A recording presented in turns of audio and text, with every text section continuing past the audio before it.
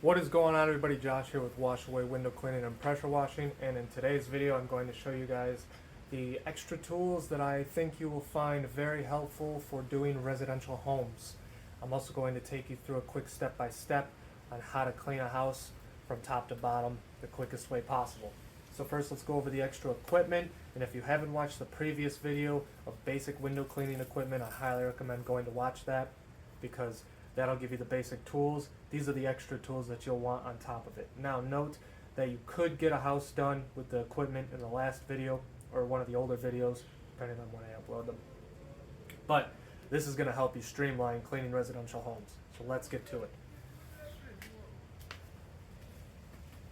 So first of all, let's take you through what you're gonna need.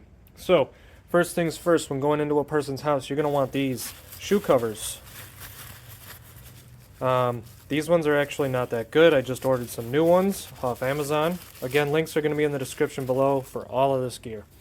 But shoe covers, you want to be nice and professional when you're going into people's houses. Don't want to be dragging your dirty boots all through their carpet. This is a furniture pad. You can get these off Amazon too. I put these below every window I'm doing on the inside of a person's house, so that if I'm dripping soap and water and dirt everywhere, it lands right onto the pad. I take the pad, I move it to the next window. So that's very much a necessity. I love using this thing. Very helpful for cleaning the inside of homes. I'm going to throw that up there. Now, this is for the exterior. Okay? So, we've got a water-fed pull system, and it's a very basic one. It's not one of those crazy contraptions you see a lot of window cleaning companies have. This is the one that one person could utilize, take out of a car, put back into a car. It's not heavy, all that stuff. So, water-fed pull. Got your attachments here. This is where you're going to inject these, so that this is your head brush. You're going to mount it onto the swivel, like so. Put it on just like this.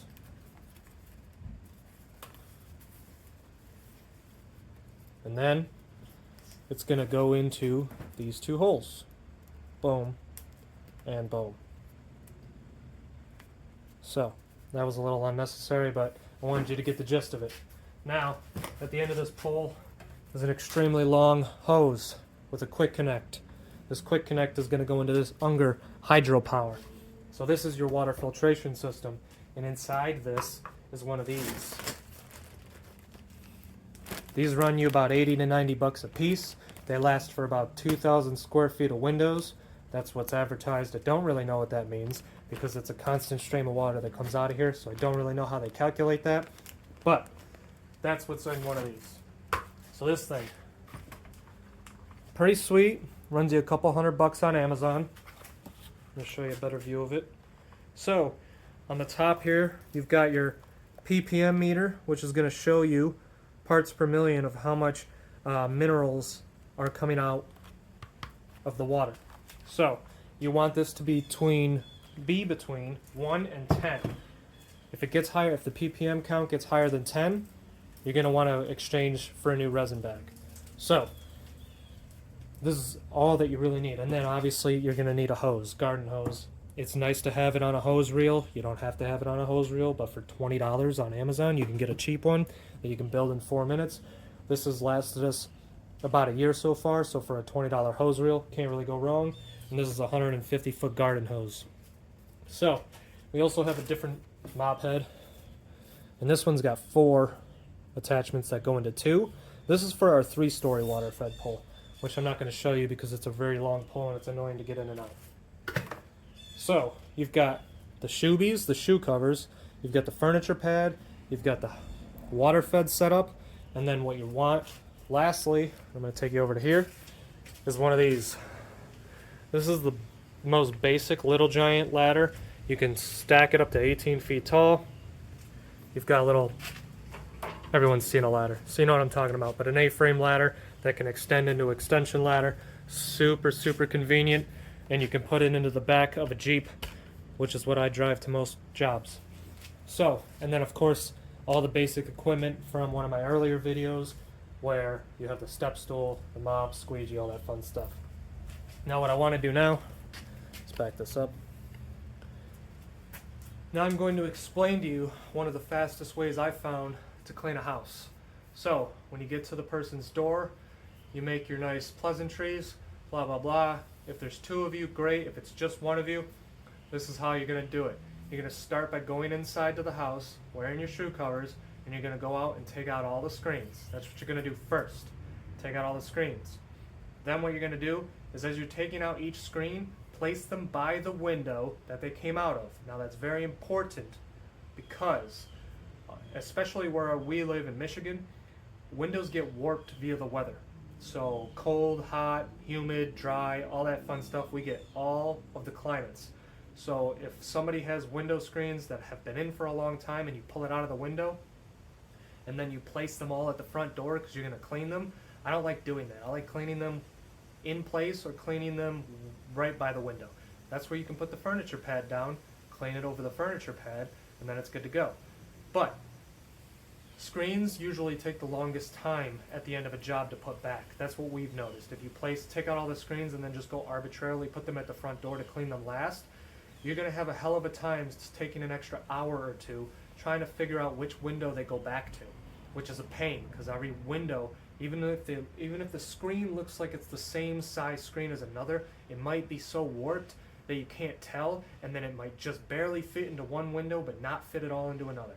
So take the screen out, place it by the window it just came out of, and then go on with your day. So after you've taken out all the screens, lock every window. Make sure they're locked tight, because if you're going to use a water fed pole on cleaning these windows, you're going to make sure that window is locked, because otherwise you're going to be blasting water through to the other side and it's going to get into somebody's house and it's going to ruin their furniture, it's going to ruin their nice floor, their carpet, what have you. So make sure you lock every window. And then after you've taken out the screens and locked all the windows, you're going to go outside and you're going to start water fedding. You're going to do it top down. So I'm not going to teach you how to water fed. It's pretty self-explanatory. You spray the window, scrub the window, rinse the window. It's pretty simple. I can make an in-depth video if people want that. Leave a comment below if you want to see something like that. I can show you in another video. So, start on the outside. We've worked the second story, if there is a second story. If it's a ranch, obviously you don't really need to use one of these, but if it's a two-story house, you can bang out a lot of two-story houses with a water-fed pole. Now, depending on how dirty the windows are, you might have to clean them afterwards a second time. So it's nice to clean all the windows on the outside first using the water fed pole, and then going inside to see if you left any drips or any spots. That's when you can take a rag and do your little touch-ups. So that's what's going to improve your speed as a water fed pole. I love using this thing on houses. It's so nice. On big commercial buildings, it's also nice. So big commercial buildings and houses, I love the water fed on the outside. So after you've done all the outside, you're going to go onto the inside and you're going to start at the second floor if there is one and work your way down. That's the easiest way to do it. So you clean the window like you would any other method, and then we like to lift the window open and clean out all the tracks using our rags, and that's how we add a nice little detailing to the window cleaning process. So pretty simple, pretty self-explanatory. Start at the top, work your way down. Start by going to take out all the screens.